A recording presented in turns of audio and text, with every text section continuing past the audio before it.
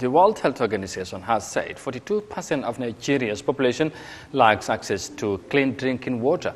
Several communities in the West African nation rely on rainwater, streams or rivers for their needs, thus raising concerns about their well-being.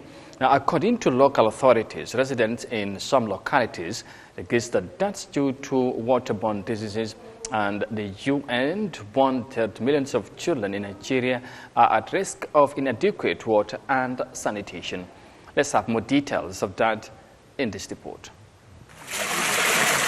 It's a rainy day in Jos, the first of the year, but residents of the suburb of Wellingara are undeterred. Most of the wells here dried up 3 months ago, at the start of the dry season. This is the last one with any water. You see the way the water is, brownish as it is. That's how we use it. It's all we have for cooking, bathing, everything. Some boil it, but many use it just like that.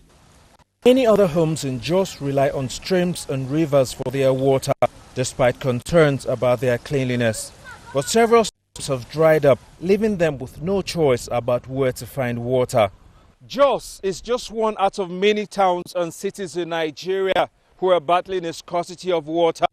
The World Health Organization says more than 42% of Nigeria's population of over 200 million lacks access to safe water.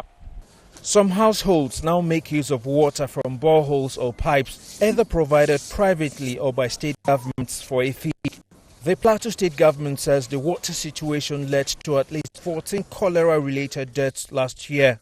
According to the United Nations, 78 million children in Nigeria are at the risk of inadequate water, sanitation or hygiene-related diseases. The UN says Nigeria now ranks second out of 163 countries globally with the highest risk of exposure to climate and environmental threats. This has made groundwater levels drop, requiring some communities to dig wells twice as deep than just a decade ago. Members of this community in Jos are calling on the government to ensure there's adequate water supply for them soon. Many of us are always battling typhoid. We're really appealing for the government to come to our aid. We've cried out severally in the past for an intervention, all to no avail. We hope for things to get better. The Plateau State government says it has earmarked $18 million to expand water supply in the state. It's planning to construct reservoirs and lay new pipes in communities with the most extreme water challenges.